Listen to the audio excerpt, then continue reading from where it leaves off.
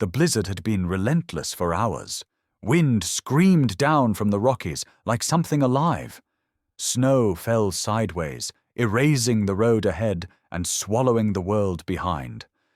Lena Brooks gripped the steering wheel tighter, knuckles white against cracked leather.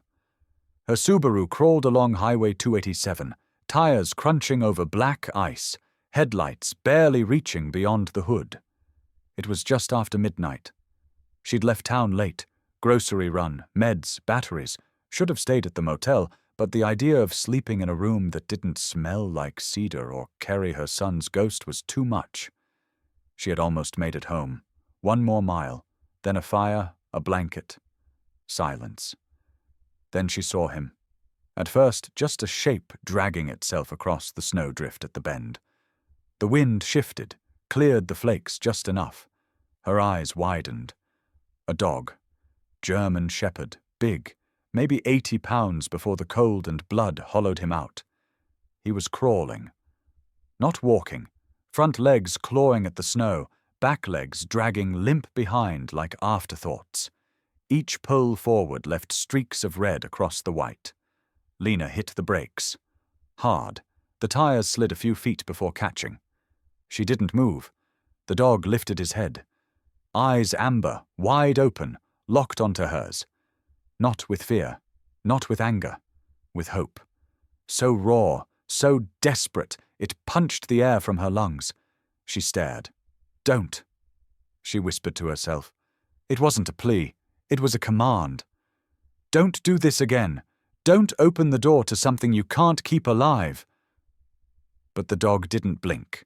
He didn't bark. He didn't cry. He just waited. Waited like he'd been waiting for hours or days. Then his tail, what was left of it, twitched. A half wag. 1 beat of hope.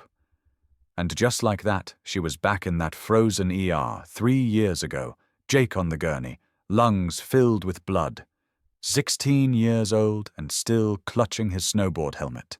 The doctors working, failing, her hands soaked in his blood. Her own boy, her only boy.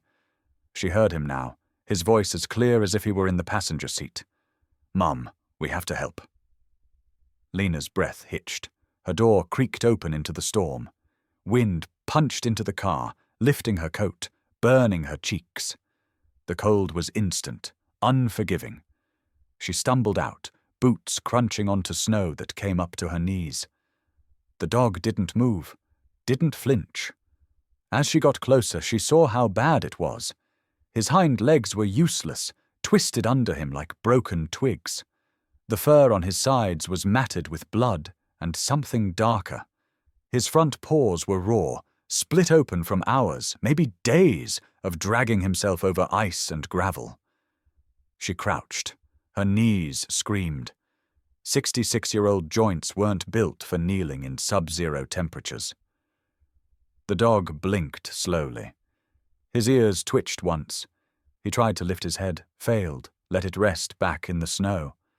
And still he watched her. Not with fear, with trust.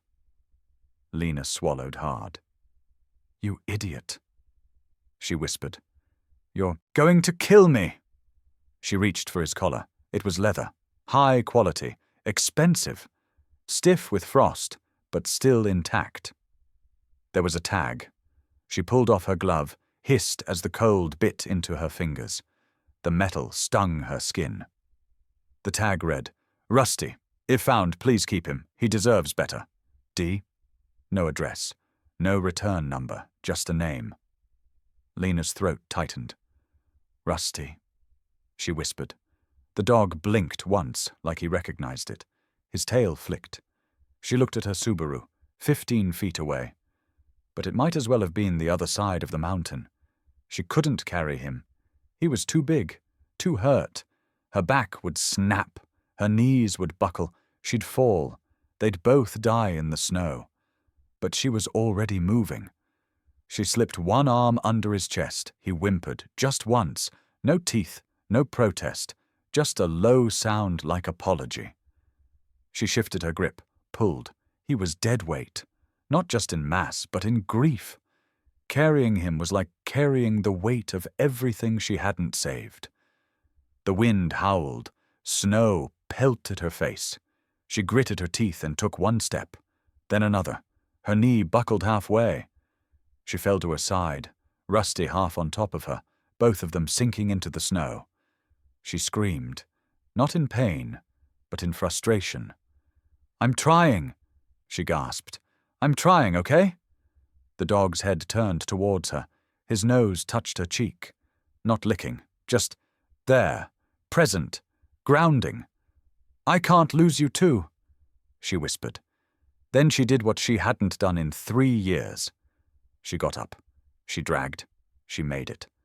The door slammed shut behind them. The heater roared. She collapsed into the driver's seat. Rusty lay on the floorboards, barely breathing, legs twisted, eyes still locked on her like she was his last miracle. She cranked the heat to max and turned the car around. The vet clinic was 40 minutes away. Rusty might not have 40 minutes, but Lena drove anyway. Drove like the road owed her something. Drove like saving this dog might be the one good thing she had left in this life. And behind her, in the footwell, Rusty didn't bark, didn't cry, but he was still breathing, still trying. And somehow, that was enough. The veterinary clinic sat on the edge of town, half buried in snow and time. A dim blue light buzzed above the emergency entrance, casting a sickly glow on the icy parking lot. Lena didn't remember the drive there, only the way her hands had gripped the wheel like a lifeline, and how Rusty's shallow breathing filled the silence like a countdown. When she burst through the doors, a young tech looked up from her desk and froze. "He's hurt bad," Lena said, breathless. "Spine, legs, I don't know." The girl called out instantly, "Dr. Monroe, trauma incoming." From the back, footsteps approached, slow but deliberate. Dr. Elias Monroe looked like the building itself, aged, weather-worn, and stubbornly standing. 72, maybe older. Shoulders stooped from decades, spent hunched over operating tables. His beard was more ash than silver. But when he looked down at Rusty sprawled across Lena's coat, his hands stopped trembling. "Let's get him on the table." Rusty didn't resist. He didn't have the strength. But his eyes stayed open, flickering between the faces around him, searching for something. "Temperature's low," the tech reported. "Too low. Blood pressure's crashing." Monroe added, "We don't move fast. We lose him tonight." Lena stood in the corner, frozen, arms wrapped around her chest. The inside of the clinic smelled like antiseptic and wet fur. Her boots dripped onto the linoleum. She was shaking, but not from the cold. Monroe glanced at her. "Name?" "His tag says Rusty." "No, yours." Lena Brooks." "All right, Lena, you stay there. Don't faint. Don't pray. Let me do the work." The next hour was a blur of movement. IVs inserted, heat pads wrapped around Rusty's torso. X-rays taken. Blood drawn. Lena watched as Monroe transformed, his slouched frame straightening, his voice sharpening. For the first time in years, he wasn't just surviving. He was needed. "Spinal trauma," he said finally, pointing to the glowing X-ray on the screen. "Compression fracture, probably from a vehicle impact. The nerves here, see? Damaged, but not severed. He's got a shot." "How much?" Lena asked, voice dry. "Tonight? 1,500. Long term? Could be 20 grand, maybe more." She nodded, pulled a small velvet pouch from her coat pocket, unwrapped it with shaking fingers. A simple gold band rolled into her palm. Her wedding ring, untouched since the day her husband walked out 2 winters ago, unable to grieve Jake's death in the same house with her. She held it up. "You take this?" Monroe stared at it, then at her. He nodded once. "I know someone who can melt it down. You'll get half of what it's worth. I'll cover the rest. For tonight." "Why?" "Because I've seen dogs die alone," he said, and I'm tired of watching." Lena exhaled like she'd been holding her breath since the snowstorm. "Thank you. Shepherds are tough," Monroe muttered. "But this one's something else. You should have seen his eyes. He didn't come in begging to be saved. He came in believing someone would." Rusty slept through the night, his body covered in warm towels, fluids dripping slowly into his vein.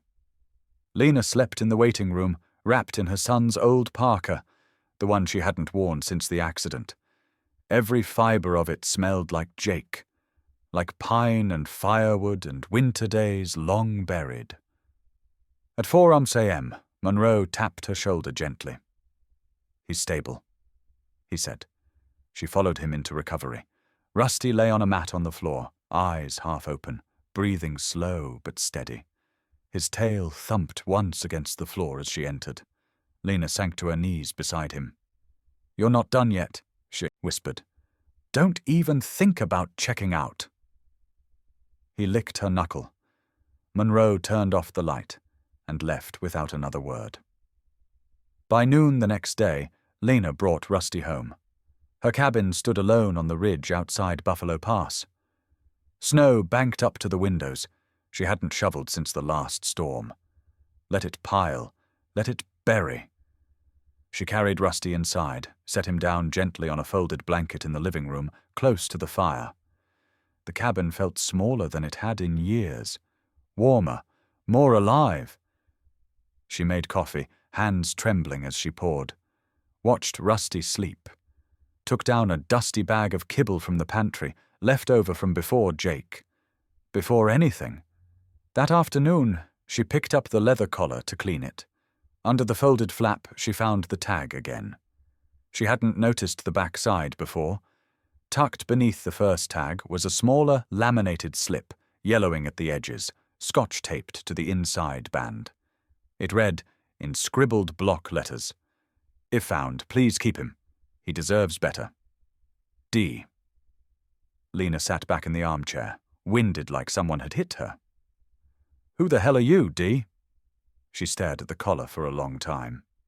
Then at Rusty. He stirred, eyes fluttering open, looked around. Confused at first.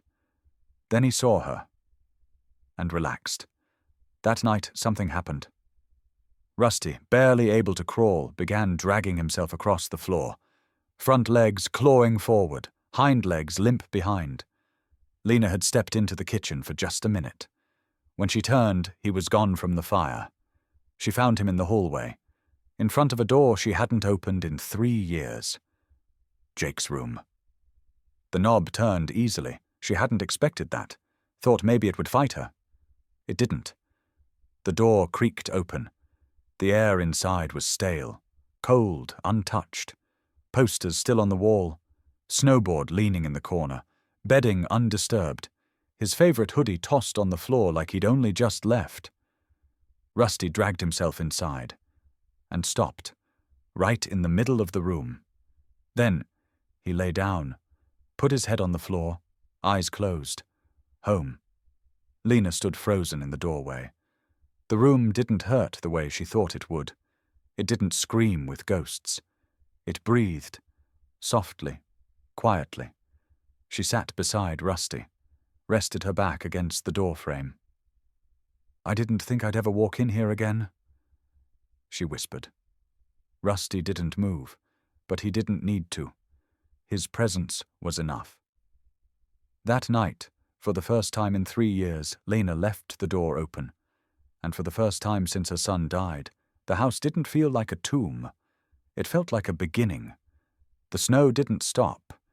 It came thick and heavy for 3 days straight, burying Lena's driveway, burying the world. She didn't mind. She wasn't going anywhere. Her entire life had narrowed to a 50-foot radius around Rusty. The mornings followed a rhythm now. Medication, water, cleaning wounds, warming pads, the quiet ticking of the clock above the fireplace, and always the soft sound of breathing, Rusty's chest rising, falling, fighting. She kept a notebook beside her coffee mug, documented every detail, Appetite, temperature, reactions to touch. She wasn't a nurse anymore, but muscle memory was stubborn. Dr. Monroe came by on the 4th day, carried in a portable ultrasound, left with a frown creased deeper than usual across his face. "He's a fighter," he said, unzipping his coat. "But we've got problems." Lena didn't ask. She just waited. Monroe sat beside the fire, glasses slipping down the bridge of his nose as he opened his bag and pulled out a folder. "The spinal compression is worse than I hoped. We're looking at atrophy starting in the lower spine. There's inflammation around the L6 and L7. Nerve damage." "How bad?" "Bad enough that without surgical intervention, he'll lose what little motor control he has left, within weeks." Lena stared at the folder. "Treatment? Surgery, rehab, advanced pain management, physical therapy for months." "How much?" He hesitated. 15,000. Minimum." Lena laughed, short and sharp. Not because it was funny, because it was cruel. She looked around her cabin. Old wood, cracked stone. Her husband had helped build it, back before the drinking. Back before Jake. Back before everything got hollow. Her bank account held $312. Her emergency credit card was maxed out last summer when the septic tank cracked. "Any programs?" she asked. "Charities?" Monroe sighed. "We can try. Application wait times are long. Funding's tight. By then, it'll be too late." Rusty rested in Jake's old room, head on his paws, eyes half closed. "I can put him on palliative care," Monroe said gently. "Keep him comfortable. You've done enough." "No." "Lena." "No," she repeated. "I didn't pull him out of a blizzard to watch him die on a warm blanket. I didn't open that damn door just to close it again." Her voice cracked. Monroe didn't argue. "I'll do what I can on my end," he said, "but we're racing time now." He left before dusk. The snow finally let up. That night, Lena sat at her kitchen table long after the fire died, staring at the checkbook, wondering how many times a person could break before they stayed broken. She didn't hear the knock. Not at first. 3 soft raps on the front door. She blinked, checked the clock. Nearly midnight. Another knock. She rose slowly, heart pounding. When she opened the door, there was no one there, just the wind, and a white envelope tucked under a piece of firewood on the step. No stamp. No return address. She brought it inside, slid a letter opener through the edge. The paper inside was thick, creased down the center. Handwritten in black ink, the pen pressed hard, like the words had been forced onto the page. Lena read it once, then again, and again. "To whoever found Rusty, I'm sorry. His name is Rusty. He's 5 years old. He likes peanut butter, tennis balls, and riding in the passenger seat with the window down. He hates thunderstorms. He used to sleep at the foot of my daughter's bed every night. She called him her brother. 8 months ago, I ruined everything. My business collapsed. My wife left. I started drinking again after 12 years sober. I thought I could control it. I couldn't. The night of the accident, I was on the road alone. Rusty was in the back seat. I hit the guardrail doing 60. Walked away with a scratch. He didn't. The vet told me he might walk again, but the surgery was expensive. I couldn't afford it. Couldn't even afford the consultation. So I did the one thing I thought would spare him more pain. I left him where someone might stop, where someone might care. It doesn't make it right. I know that. I've lived with it every day. If you found him, if you've kept him alive this long, thank you. I don't deserve it, but he does. Please use this for his care. It's everything I have left." DC enclosed was a check, $15,000, made out to bearer. Signed in the same tight handwriting, Darren Cole. Lena sat in silence for a long time. The only sound was the whisper of Rusty's tail brushing against the floor in the next room. She stared at the check, the name, the smudged ink, where someone's hand had clearly paused too long. Then she rose, walked to the doorway of Jake's room. Rusty lifted his head. She lay beside him on the floor, held the letter in her lap. "You've got a story, huh?" she whispered. "And a little girl waiting somewhere who thinks you're still sleeping at the foot of her bed." Rusty blinked, didn't look away. Lena exhaled. Not relief, not peace, just the ache of clarity. "Guess we've both got unfinished things." In the fireplace, the coals cracked. Outside, the storm began to rise again. But inside, Lena didn't feel cold. Not tonight. Not anymore. The morning after the letter, Lena sat across from Dr. Monroe in his cramped office, holding the envelope like it might vanish if she blinked too long. "Darren Cole," she said softly. "That's the name on the check." Monroe adjusted his glasses, eyes narrowing. Not ringing any bells. He said he used to own a business, wrecked it, wife left, said Rusty was his daughter's dog. Monroe leaned back, thoughtful. "Let's start with the microchip." He stood and crossed to a metal cabinet, the kind that rattled every time it opened. From the second drawer, he pulled out Rusty's intake file and flipped it open. Inside was the scan printout from the day Lena had brought him in. Monroe tapped the string of numbers at the top. "Manufacturer's database will have the original registration. Might give us an address, maybe even the vet who chipped him." Lena followed him into the treatment room, where Rusty lay asleep on the heated mat, his breath slow and deep. He looked better now. Not healed, but present. Monroe entered the microchip number into the registry website. A loading icon spun on screen. "Got it," he said. He clicked. Lena stepped closer. The registration popped up. Owner, Darren Cole. Registered address, 1249 Ashbury Lane, Riverton, Wyoming. Vet clinic, Mountain Ridge Animal Hospital. No phone number. Monroe muttered. Just the address. Riverton's 2 hours south. Monroe's lips pressed into a line. "You sure about this?" "I need to know," she said. "He walked away from that dog and still sent $15,000. That doesn't sound like a monster to me. That sounds like someone drowning." Monroe didn't argue. "Let me make some calls," he said. "Mountain Ridge might still have records." An hour later, he came back with a coffee in one hand and a notepad in the other. "Clinic confirmed Rusty's last visit was 8 months ago," he said. "Same day as the accident, in fact. They treated him for spinal trauma. Owner never came back. Balance unpaid. The tech I talked to remembered," said the guy left in tears. "Do they know what happened to him?" "They think he lost the house. Business tanked. Bankruptcy. Divorced. No forwarding contact." Lena stared out the window. The snow had stopped. A hawk circled above the tree line. "I'm going down there," she said. Monroe raised a brow. "To what? Shake his hand? Yell at him?" "To understand." She left the next morning at dawn. Rusty stayed behind under Monroe's watch, bundled in heating pads and surrounded by careful instructions. Ashbury Lane was a quiet street just outside Riverton's downtown.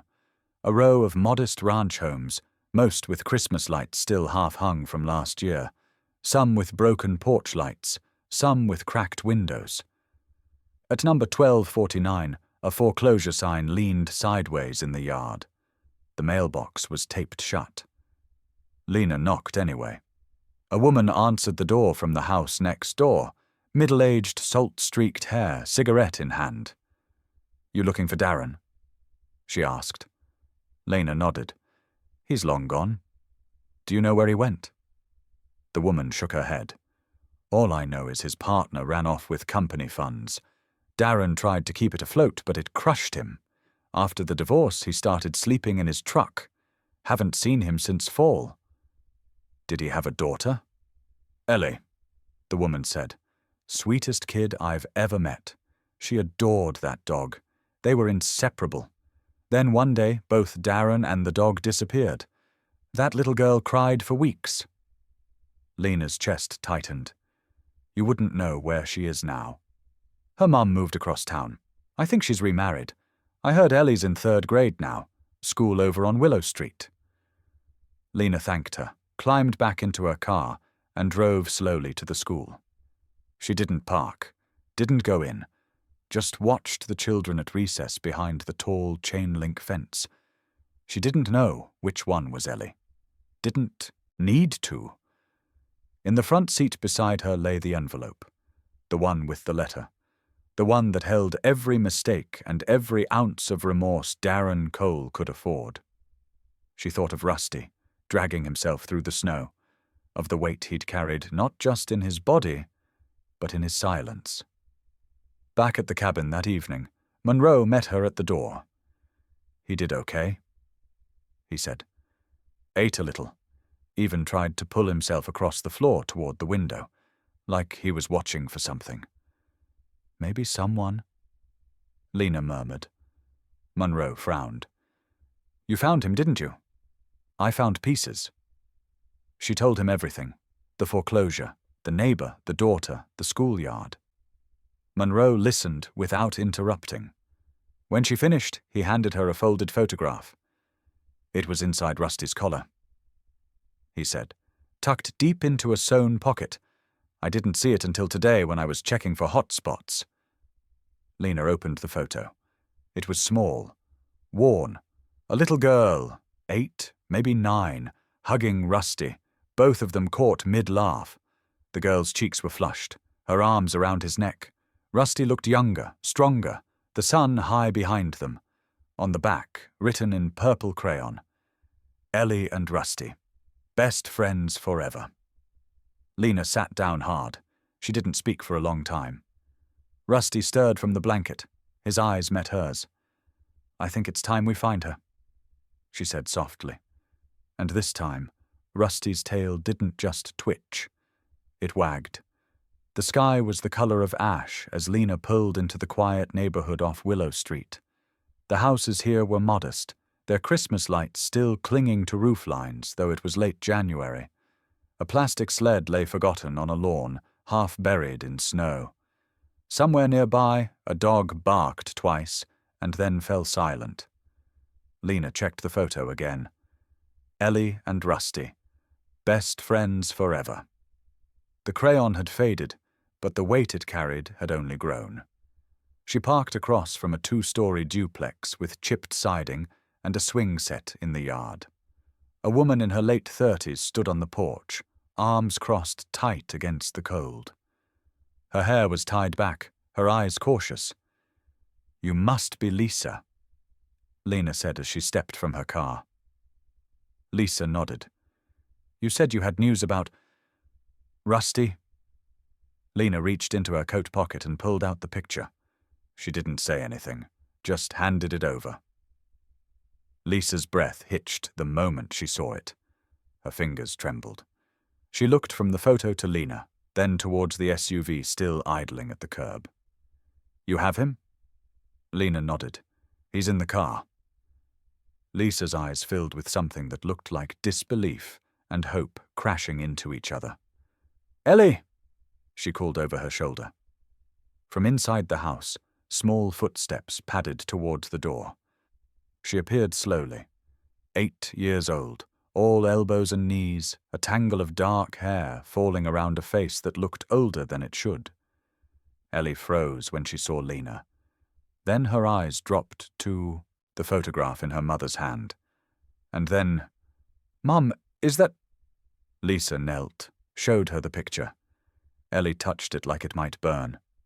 He's outside, Lisa whispered. Miss Lena brought him. The door creaked open wider. Rusty had been quiet the entire ride, still and strange, but now, the second the door cracked and the cold air shifted, he sat up. Then he howled. Not a bark, not a whimper, a long breaking sound that shattered the stillness of the street. Raw, human, alive with recognition and longing. Ellie gasped. Then she ran. Lena opened the car door just in time for Rusty to crawl forward, legs trembling but determined, front paws pulling at the snow. He couldn't run, but he tried. God, he tried. Ellie met him halfway across the lawn, dropped to her knees, arms flung around his neck. He collapsed into her, not out of weakness, but out of surrender. His head buried into her coat. His body shook. Whines poured from him like grief let loose. "I knew it," Ellie whispered. "I knew he wasn't gone. I felt him. Every night." Lena turned away, jaw clenched against the emotion tightening in her throat.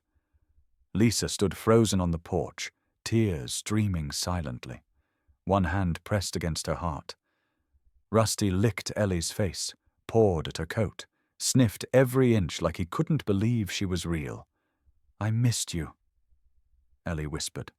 "So much. I prayed for you."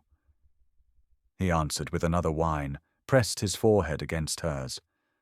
They stayed that way, girl and dog, until their breathing synced and the tears ran dry. Eventually, Lena stepped closer. "We can stay for a little while," she said gently. "But he's not fully recovered yet. Needs warmth, medication?" Lisa nodded, swallowing hard. Ellie turned to Lena. "Can he come inside?" "He can, if it's okay with your mum." Lisa opened the door wider. "Come in." Inside, the living room was small but bright. Ellie guided Rusty to the couch, tucked a blanket around him. He didn't move, just watched her like she might disappear if he blinked. Lisa sat beside Lena at the kitchen table. "I thought Darren had given him up, that he let him die." "He tried to save him," Lena said. "Left him on a highway, hoping someone better would stop. Left a note, sent a check." Lisa closed her eyes. Typical Darren. Screw everything up, then try to fix it from the shadows. "He's out there somewhere," Lena said quietly. "He's not okay." Ellie brought over a drawing she'd made. Rusty and her on a sled. "I draw him every week," she said, "so I don't forget his face." Rusty wagged his tail. 1 beat, then 2. As the sun dipped low and the shadows stretched, Lena stood. "We should head back. It's a long drive." Ellie hugged Rusty so tight her small arms shook. "Can I see him again?" "Soon," Lena promised. "Very soon."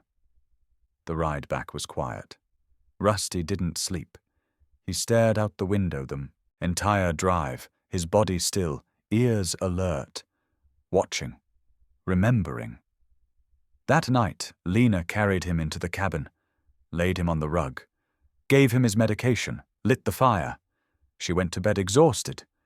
She didn't hear the creak, didn't hear the latch click. But in the morning, the back gate was open. Snow dragged and scuffed in a long trail leading into the woods. Rusty was gone. Lena's boots sank into the snow as she crossed the yard. The sun hadn't risen, but the horizon glowed faintly, promising a day she didn't have time for. The gate was wide open.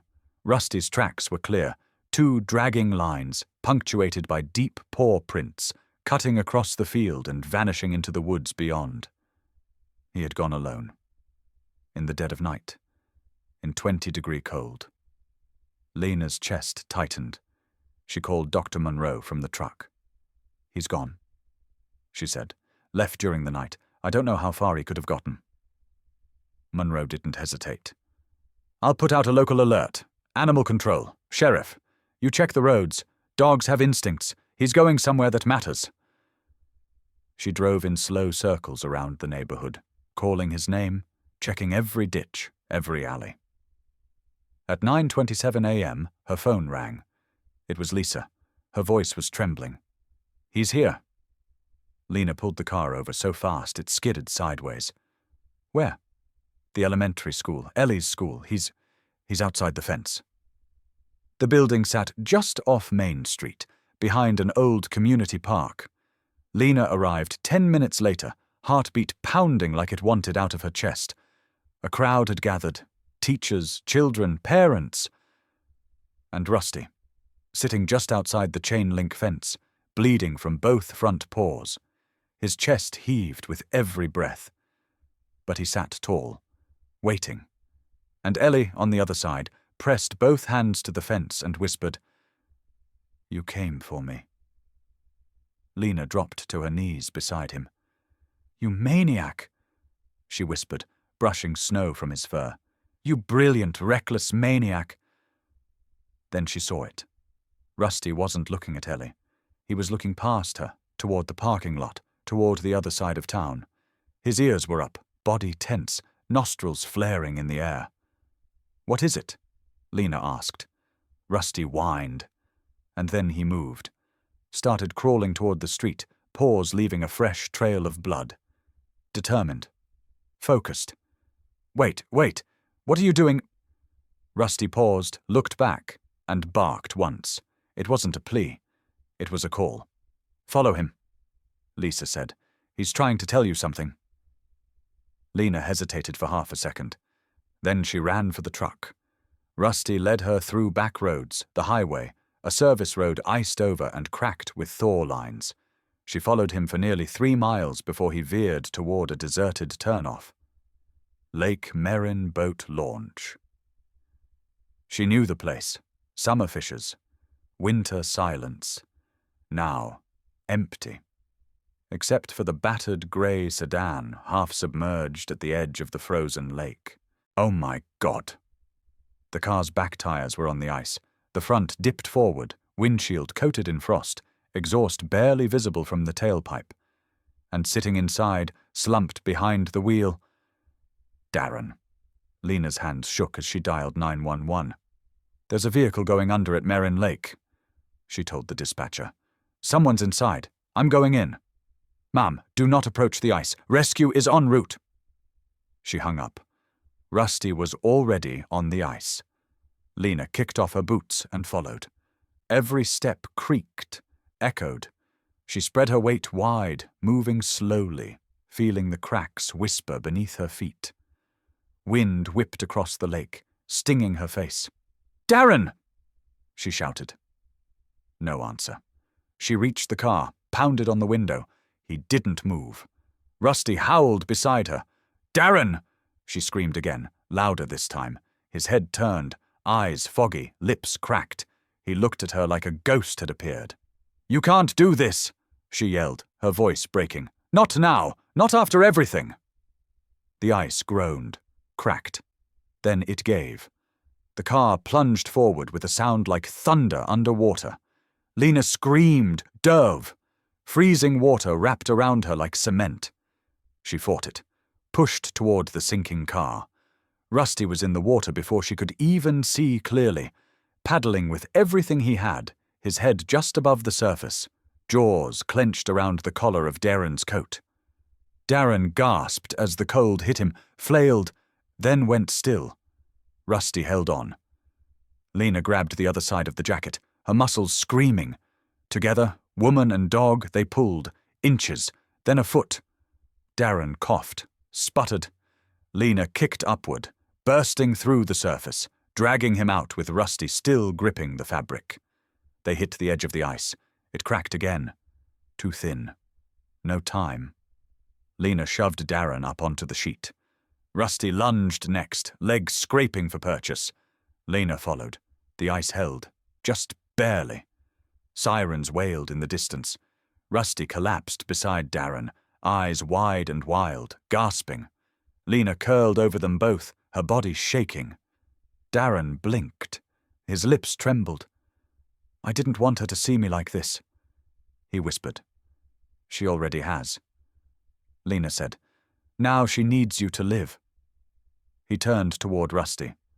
"Why would he come for me?" Rusty let out a sound, half whine, half growl, and pushed his face into Darren's chest. "Because that's what dogs do, even for the broken, even for those who left them behind. They come back, they find you, they pull you from the ice." The hospital hallway smelled like antiseptic and old coffee. Lena sat beside Ellie on a worn plastic bench, Rusty's head resting on the girl's lap. The German shepherd hadn't moved since they arrived, except to shift closer every time Ellie adjusted her legs. Across the corridor, Darren lay sedated in a recovery room. After the ice rescue, the emergency team had treated him for hypothermia, but the psychological wounds ran deeper. "They're transferring him," Lisa said quietly as she joined them, "to a psychiatric facility just outside Jackson. Voluntary admission. Minimum stays 2 weeks. Lena nodded. Ellie didn't speak. Rusty lifted his head, looked up at her, nudged her hand. "He's sick, isn't he?" Ellie asked finally. Lisa hesitated, then said, "He's been hurting inside for a long time." "Because of the accident?" Lisa took a deep breath. "Because he blamed himself, for Rusty, for losing everything, for thinking he failed you." Ellie's brow furrowed. "But he didn't fail me." Lisa smiled sadly. "He didn't know that." Ellie looked down at Rusty. "Is that why he left?" Lisa knelt to her daughter's level. "Not because he didn't love you, because he didn't think he deserved you." Ellie pressed her forehead to Rusty's. "He should have come back." "He wanted to, but he didn't know how." They sat there in silence for a while. People walked by. Nurses, visitors, staff with clipboards. But none of it touched the little island the three of them made. Mother, daughter, and the dog who had refused to give up. Later that afternoon, Darren asked to see Ellie. They let her in, supervised just a few minutes. Lena waited outside the room with Lisa. Through the narrow window, she saw Ellie climb up beside her father on the hospital bed, small hand holding his large, calloused one. He looked like a ghost, pale, wrung out. But when he looked at his daughter, something human flickered back into place. Ellie spoke first. "I'm mad at you." Darren nodded. "You left me. And Rusty." His voice cracked. "I know. You should have fought harder. I should have. But I still love you," she whispered, "even when I didn't understand why you left." Darren broke down. There was no other word for it, the kind of sobbing that had nowhere else to go. Ellie held him. Rusty watched from the hallway, his eyes fixed on the two of them. Later, back at the cabin, Lena fed Rusty in silence. She moved slowly. The events of the past few days sat heavy on her chest, too much to name, too deep to explain. She knelt beside Rusty's bed.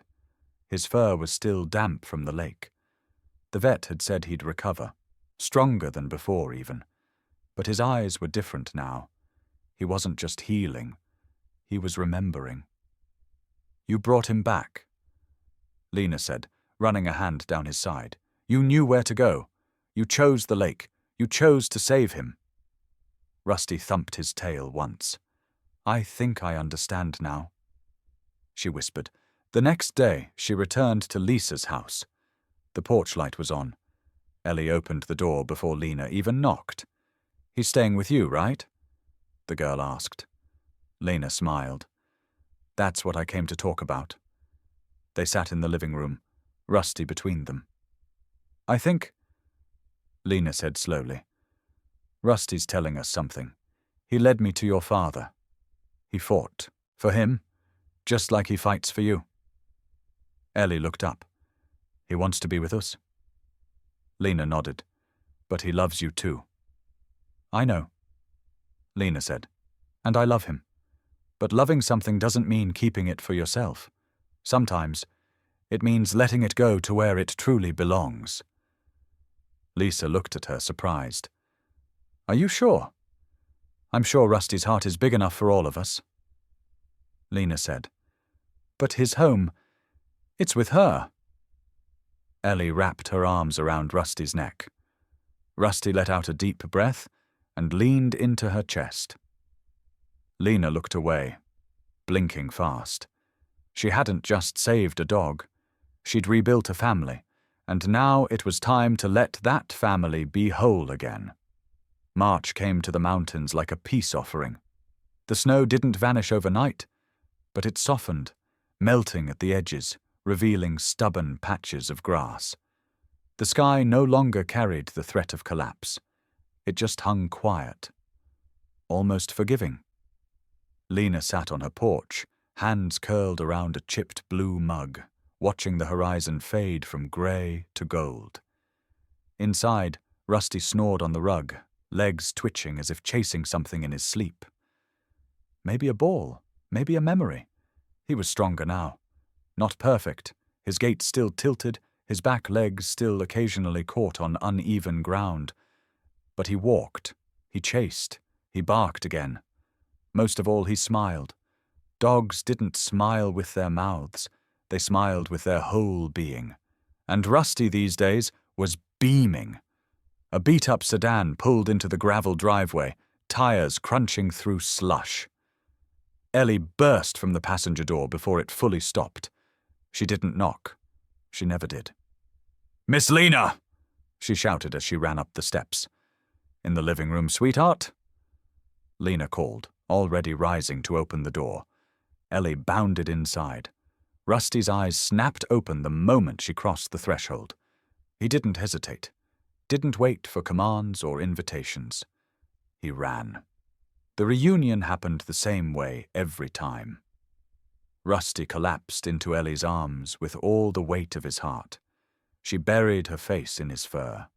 He let out low, warbling sounds that Lena had learned were reserved only for Ellie.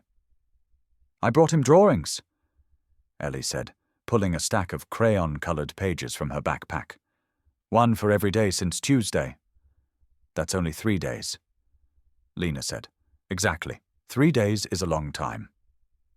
Lisa followed her daughter inside a moment later, carrying a small tote of treats, extra towels, and a bag of Rusty's favorite dried beef snacks. Lena smiled. "You didn't have to bring all that." Ellie insisted. Lisa said, "She treats every visit like a holiday." "I'm glad she does." Darren didn't come every time. He was still in outpatient therapy, 2 sessions a week, slowly rebuilding not just his mental health, but a sense of direction. He'd moved into transitional housing in Jackson, a shared unit with other men in recovery.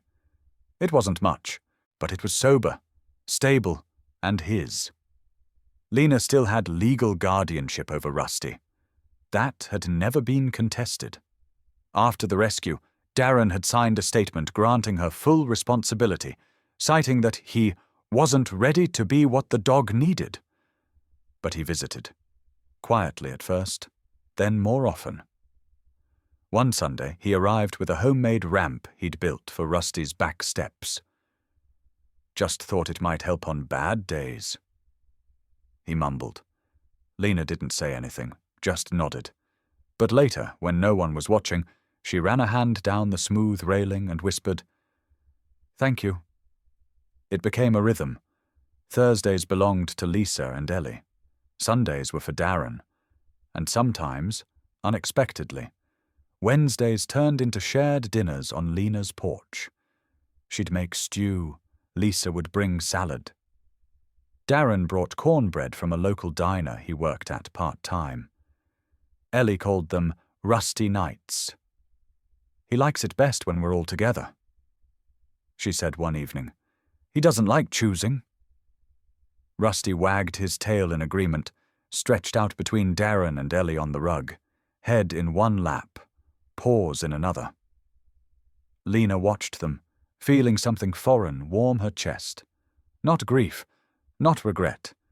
Something that almost felt like belonging.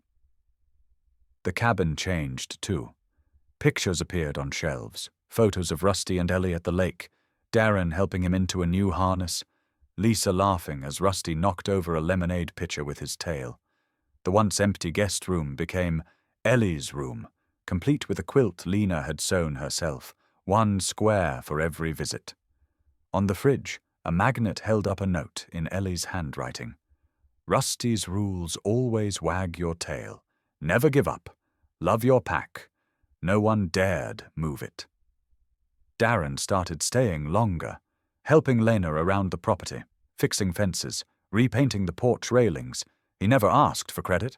Just showed up. Quiet. Steady.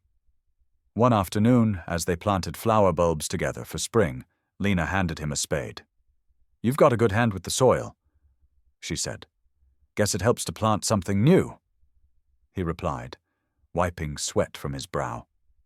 Later that night, Lena found Rusty asleep in front of the fire, Darren dozing on the couch, Ellie drawing beside them. The room was quiet, warm, full. She sat in the rocker her husband once claimed, folded her hands, and closed her eyes. This wasn't the family she'd lost. It wasn't the life she'd planned. But it was real, messy, healing, held together by second chances and a dog who'd refused to quit. Rusty stirred in his sleep, tail thumping once. Lena smiled. Maybe some miracles didn't come all at once. Maybe they showed up one paw print at a time.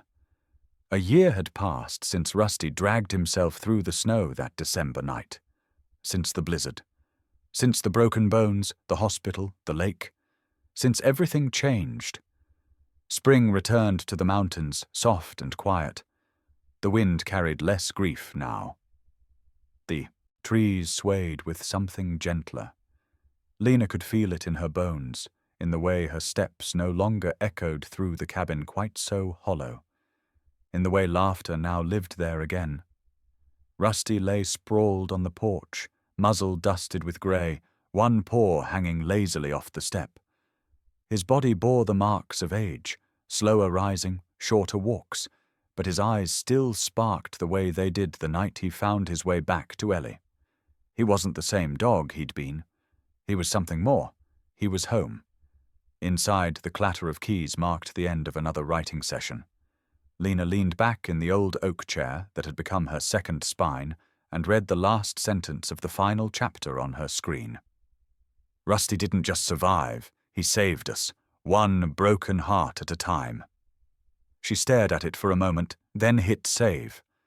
The manuscript sat at 48,000 words, a memoir, part journal, part confession, part love letter to the dog who refused to give up.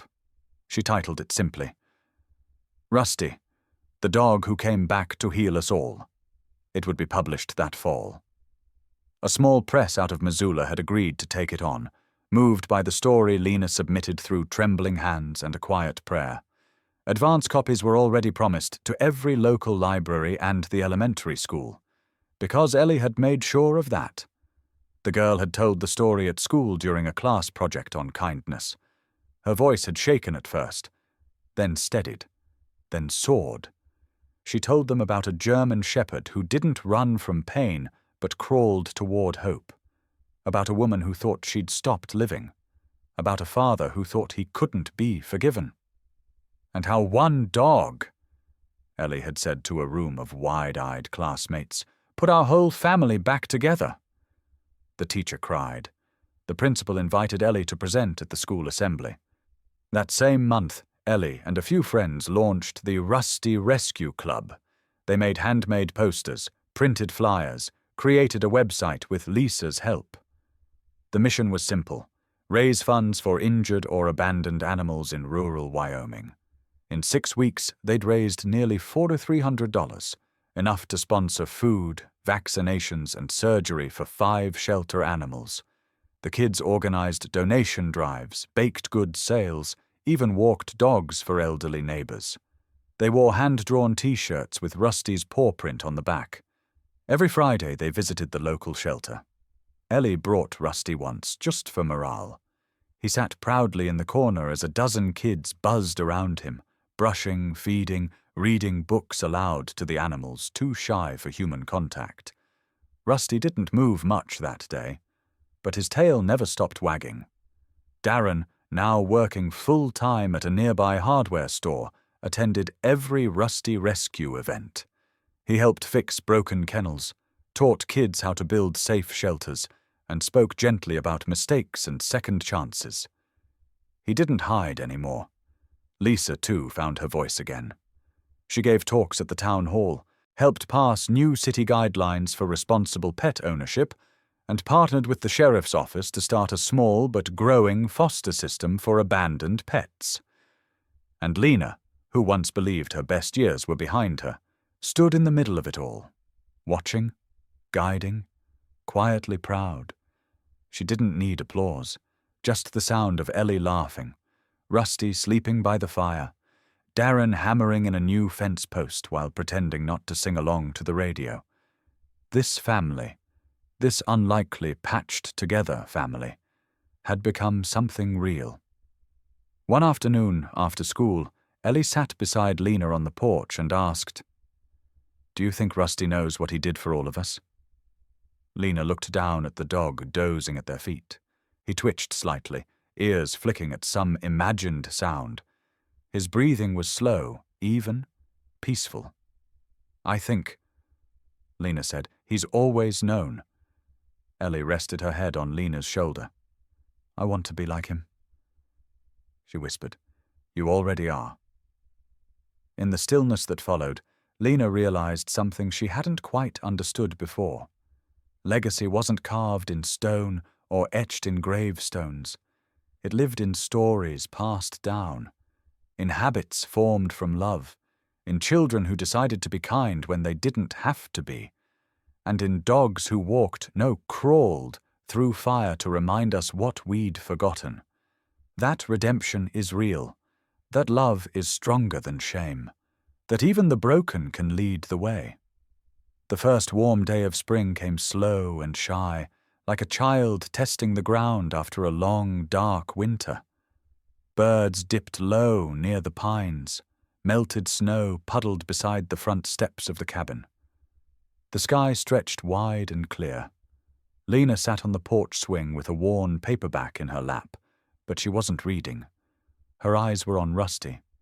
He lay just a few feet away, legs stretched in the sunlight, head up, ears alert, watching the woods, watching the wind, watching nothing and everything at once.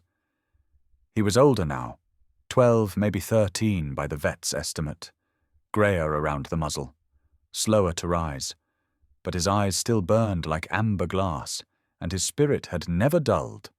Not after the accident, not after the ice, not after saving a man from disappearing forever. Rusty still guarded. Not a house, not property, but people. Lena, most of all, a kid from the village. Noah, 7 years old, covered in mud and grass and a wide-lens curiosity, approached from the gravel road, slowing as he reached the porch. He stopped short when he saw Rusty. "Is that—" the boy said, pointing. "Is that the dog from the lake?" Lena smiled, her eyes crinkling with both memory and quiet pride. "That's him." Noah edged closer. "The one that saved the man?" Lena nodded. "He didn't just survive the lake, Noah. He brought someone back from it." Rusty looked at the boy, then back at the trees, as if sensing the conversation but too humble to care. "Does he still bark?" Noah asked. "Only when it matters." Rusty let out a quiet huff, tail thumping once. The boy tilted his head.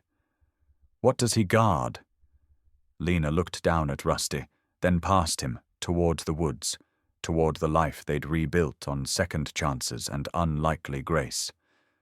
"He guards what's broken," she said softly, "and sometimes what's healing." A breeze stirred. The screen door creaked behind her. The radio inside crackled alive.